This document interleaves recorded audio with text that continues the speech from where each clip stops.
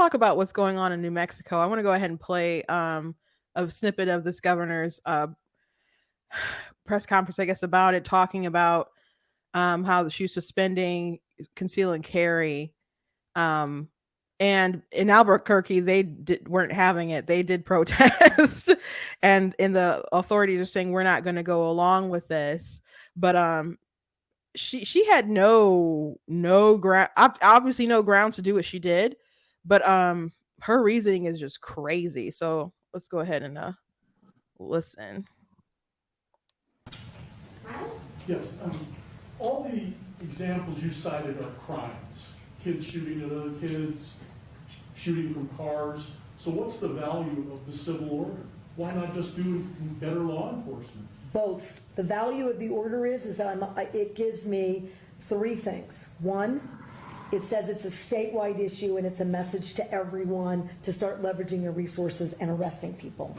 Two, the jurisdictions come at this, including with the DOJ restrictions, differently, without the leveraging and the additional resources, arresting, and where do they go? We got to make sure that everyone is bumping up their services. It's a message to the Metropolitan Detention Center. It's a message to the HMOs. You better figure out treatment. We have been sort of stalled out, to your point. This order basically says, stop stalling out, and to your point, just arrest everyone. Well, I also have to have the ability, I can't arrest everyone. There are literally too many people to arrest. Well, this would allow us, if someone's got a concealed carry permit in Albuquerque walking down a public street, they're not going to get arrested. I can make the point that maybe they should be. And this is the point. I'm willing to do anything and everything within a shred of evidence-based effort. Because if you're not horrified that on any street corner in too many cities in New Mexico, there is someone with a gun sticking out of their waist or their belt. And I'll tell you, if you're a young person, you're not allowed to have a handgun. Well, it's a crime already. I got it, but we won't be able to arrest all of them. So imagine, just in a perfect world, if this was upheld, it gives all of these police officers the ability to focus on the real criminals. Last follow-up. Yeah. But your point is valid. You took an oath to the Constitution. Isn't it unconstitutional to say you cannot exercise your carry license?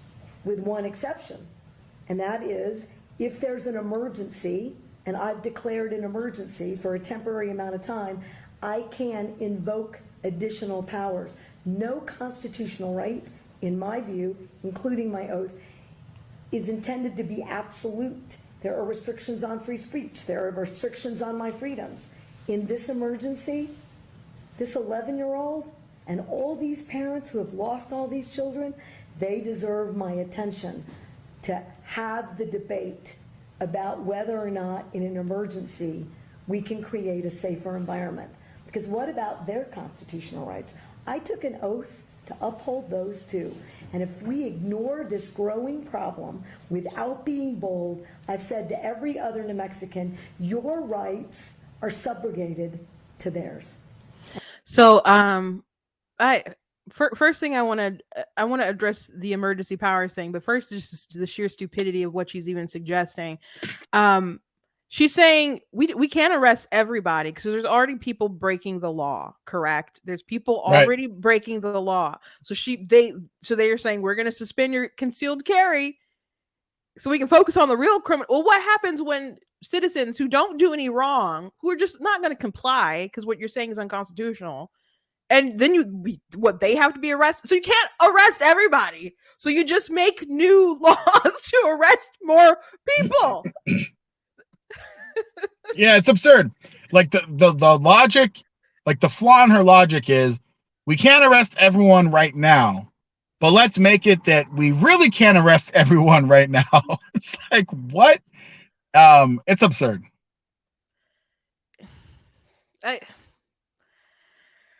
Man, elections have consequences, man. It's there's no good justification for it. Even liberals have come out and condemned what she's talking about. Ted Lieu and David Hogg, for example, are two that have are really notable, that have condemned what she's been talking about, what she's doing. And and I don't know it's because they really agree with that, or they're just like, oh, this is too quick. We haven't done enough. Like, you jumped the gun. They're like, this was supposed to happen for another 2 years, or So I don't know if we should trust that these guys really think that she went too far, or if they're saving face because there's such a strong reaction to this. But it's absurd. It is. So like here's my position. I think that she pushed too hard, too fast, for most people to be comfortable with. Okay. The left has been talking about gun safety for years. They've even been floating the idea of calling it a public health emergency, right? Gun violence, declaring it an epidemic, right? Like, there's all of these terms and ideas that have been floated as a way to kind of circumnavigate the Second Amendment, because there's a very clear problem with the anti-gun folks. We have a Second Amendment right to own a firearm in this country.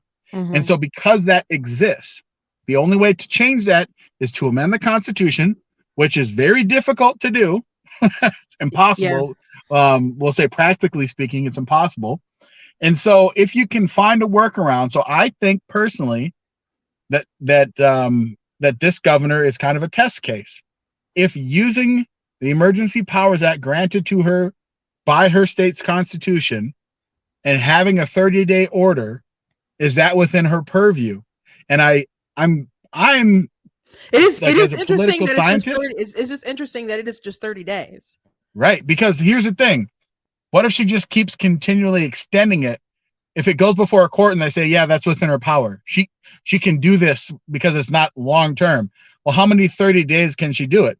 And then will another state say, I'm going to do a 90-day, right? And as long as there's a time horizon, then it's deemed to be okay in the name of emergency powers. So that's how I think that these Democrats do these things, because they're not like independent actors that just make decisions. Mm-hmm. And this goes for both sides, Republicans and Democrats. People forget that there's something called the Democrat Governors Association. Yeah. The DGA meets very regularly with other Democrat governors to kind of game plan and strategize how they're going to roll out legislative initiatives and priorities, right? Like, all of the Democrat governors elect a person to represent the DGA. Every single association does that. Same with Republicans. Republican governors all kind of get together and they say, here's going to be our legislative priorities, and they work very well. So this didn't come out of left field. I think that the pushback, though, that's coming from the David Hoggs and the Ted Lieus are because they immediately got a visceral reaction from Democrats saying, like, whoa, like, banning concealed carry and open carry, like, that's a bridge too far, because you're basically saying you can have a gun in your house. That's what they're saying. Only in your house you can have a gun. If you're traveling, you can't even have. It doesn't matter. There's nothing that you can do to have your firearm ready and available to defend yourself. And that's a bridge that's way too far, because there's plenty of leftists, like true leftists, like the John Brown Club leftists, that are like, pro Second Amendment, because they understand that if you're all defenseless, the only people that have power is the government. Mm-hmm. So that's why I look at it. I think that's why there's this pushback. But if they had the political capital to amend the Constitution and get rid of the Second Amendment, or weirdly confined, they would do it like right now. Yeah, especially like at least some of our politicians would be willing to do that. I mean, the thing about so many anti-gun people or gun safety people, they'll say, they'll talk about the Second Amendment and different things that they want to put out there, but a lot of the measures that they try to take don't make sense. they'll say we need this background check to look at this and look at that, and like that already comes up on a background check. What are you talking about? Right. So they don't know firearms very well. My sister was talking about there's a movie that she was watching some time ago, and she said that someone got shot with a shotgun, and they're like, a shotgun can't do that. I'm like, y'all just think it's AR-15. Like, there's a shotgun can really mess you up. I think she's in the comments. I don't remember what movie it was, but it was Tombstone. Oh, okay, sure, yeah. Tombstone. They're like, a shotgun can't do that. Like people just don't. They're not familiar with firearms. Like Steven Crowder did a video where he was like doing a survey, like, which guns do you think should be banned? And people pointed to like the same kind of gun, but it was black. So they're like, yep, this one should be banned. And he's like, other ones have the same kind of, bullets and everything like that. And they're like, those are fine because they have wood on them. So I guess they perceive those are for killing deer or something, but not this scary one right here. So at their core, I think they so many people just want to solve the problem, and I get that. But you have to have you have to trample on people's rights as little as possible. And you have to actually come up with a solution that works. But a lot of people, they don't care about trampling on the rights because they think they have a solution, and what they suggest doesn't even make sense. Like this woman here, what she's saying doesn't make sense. Like, to your point about like people having like, I can't put a percentage on. I'm sure, someone's done a poll on it of how many people have actually ever personally fired a firearm. I bet it's less than 30% of the country have actually fired a firearm. Like even my wife, I tell people this story. We like right when the pandemic was first starting, I was like, we're going to go to the gun range. I want to show you how to fire a firearm in case things go sideways. Cause I know how to fire a firearm. I've shot, I think the first time I ever shot a gun, I was like 9 years old or 10 years old. And during the pandemic, I started carrying. And so I carry every single day. I carry a Smith & Wesson M&P Shield 1. And so I brought her to the gun range. She never shot a gun. Okay. She was like afraid. Like she almost started crying. Like she had tears in her eyes. And I'm like, baby, what's wrong? And she's like, cause we were in an indoor range and there was like people next to us in the stalls next to us, in the lanes next to us. And she's like, what if they turn and start shooting us? I'm like, why would they do that? And she's like, I don't know. Like this is scary. And so like once she kind of went through, I think she probably put like 50 rounds through my pistol. And then she was like, oh, okay, now I feel more comfortable. I'm not as scared. I respect the power. But to go back to what the governor said, she's like, think how scary it is walking around and seeing someone that has a gun. It's like, seeing someone with a gun is not scary. Mm-hmm. It's scary if people that have guns and they have clearly ill intent, or they're like drug dealing, or they're up to no good. Like this. Right. Yeah. That's scary.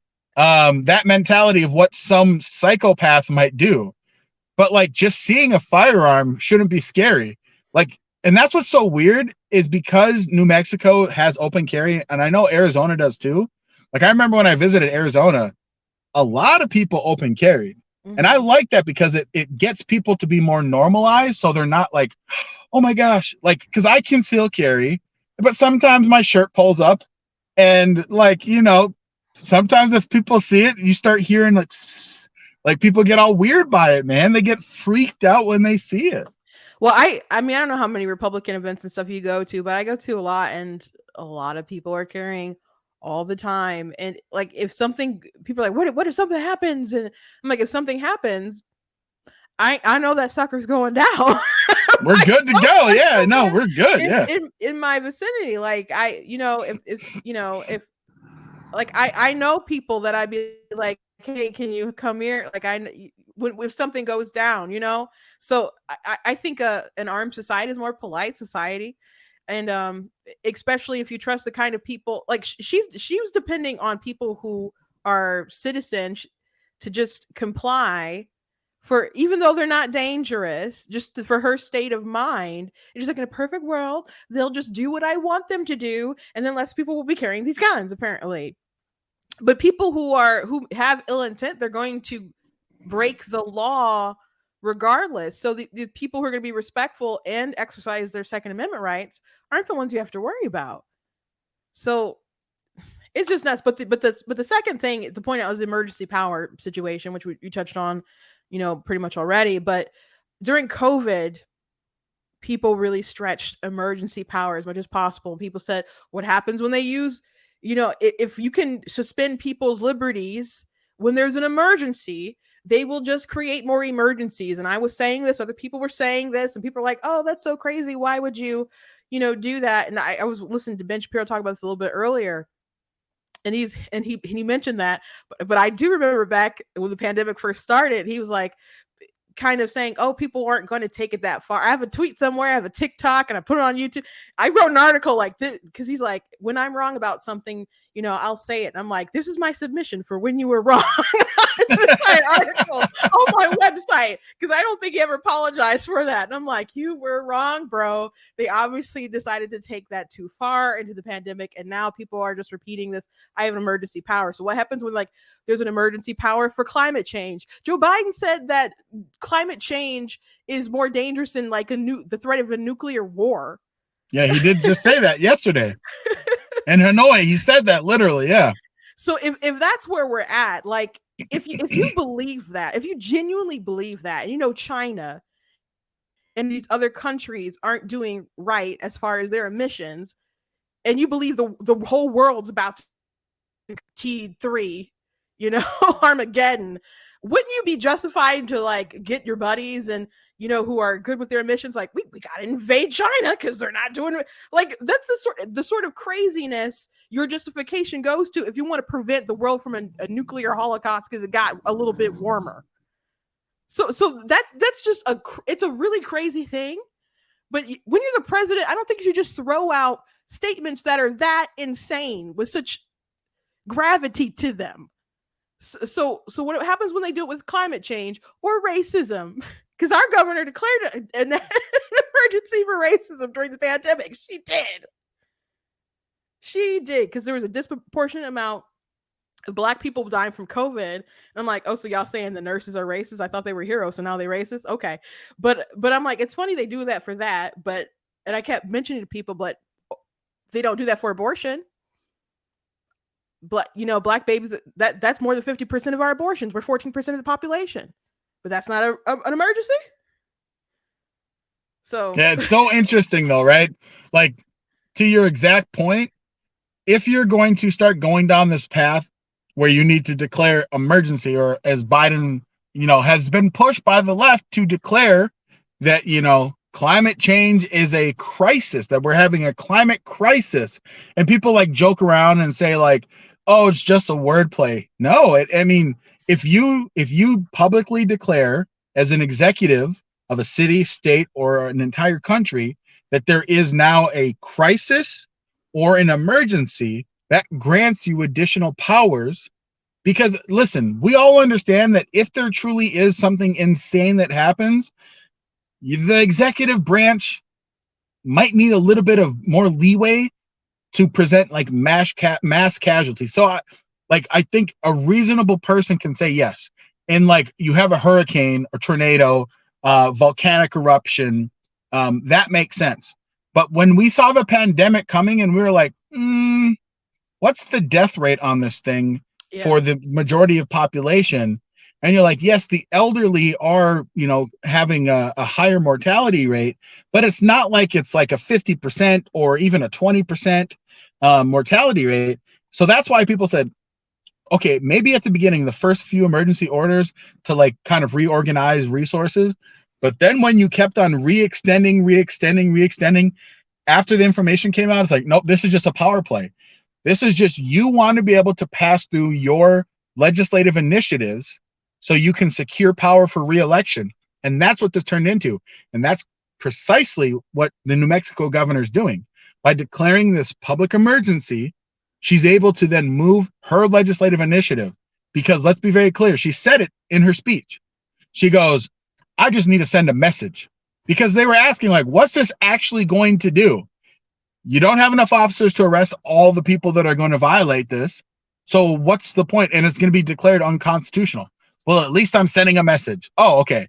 Thank you for saying the quiet part out loud, that you know that it's going to do nothing other than you get to plant your flag in the ground and say, I stood up, and I declared a, public emergency because of gun violence, even though I have no practical way to solve this, because the only practical way, let's be very candid, is you actually have to have a large police presence, like a kind of tier 1 that cracks down and runs through, and people aren't prepared for that.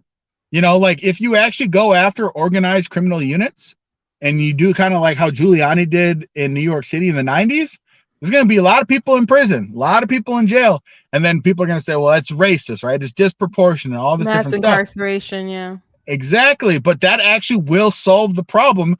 Secondly, you have to start working on the cultural value stuff, right? Like stop incentivizing single parentum and stuff like that. But there's no quick solution. And the solutions that exist that can quickly crack down are going to result in mass incarceration, because you have to take the people that are willing to violate the rights of others, you have to take them off the board, at least for a short amount of time, until you can kind of figure out what to do with them. And this is where our country is. I knew from the moment that the pandemic had this kind of like co-opting with Black Lives Matter, I'm like, this is what's going to happen. Crime is going to start to get out of control. And the only way to stop it is we're going to have like a mass push to arrest people. And that's actually what the feds are doing in Minnesota. The Fed stepped in. We have our attorney, our federal prosecutor for our district. He came out and he goes, anyone that carjacks violently is going to be charged with a federal crime, even if they're juveniles, because like the local DA, very far left progressive, said like, I'm not going to prosecute juveniles because it's not their fault. They're just victims of like adults telling them what to do. And there was actually a murder case where like there was 2 boys, like 15 and 16, that committed a murder. And they said, well, the dad of one of the boys drove them to this location and told them to go and kill this other guy. And they did that, but they're the ones that pulled the trigger. And this district attorney is like, I'm not going to prosecute because it does no one no good. Like, it's just going to put these young boys into a criminal system, and then they're going to come out hardened criminals, to the point that even our Democrat attorney general had to pull the case from her and said, you can't do, these boys literally pulled the trigger. Like they weren't like just accomplices. Like they literally are the trigger people, and you're going to let them go. And the family was outraged. My point is that the feds had to step in, and, we've had, I think, like 60 RICO arrests to try and get rid of a bunch of the street gangs that are running stuff in Minnesota. And that's happening across the country because that's the only way to stop it.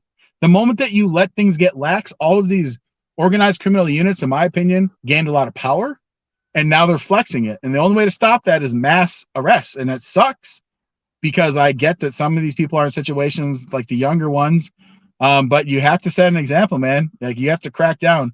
And that's the only way to stop it, because you let it get to this point. If they would have never done this defund the police garbage in the first place, we wouldn't be at this point, because we were actually trending very, very downwards. And we had been trending downwards. And then all of a sudden the defund the police and everything shot up, and it's not going to change unless you crack down. Thank you for watching my video. Make sure you go to blacktnews.com and check out different articles, different videos, and also check out our merchandise. If you like what I do, you can also support the website on the donate page. Make sure you hit that subscribe button and also that notification bell. God bless.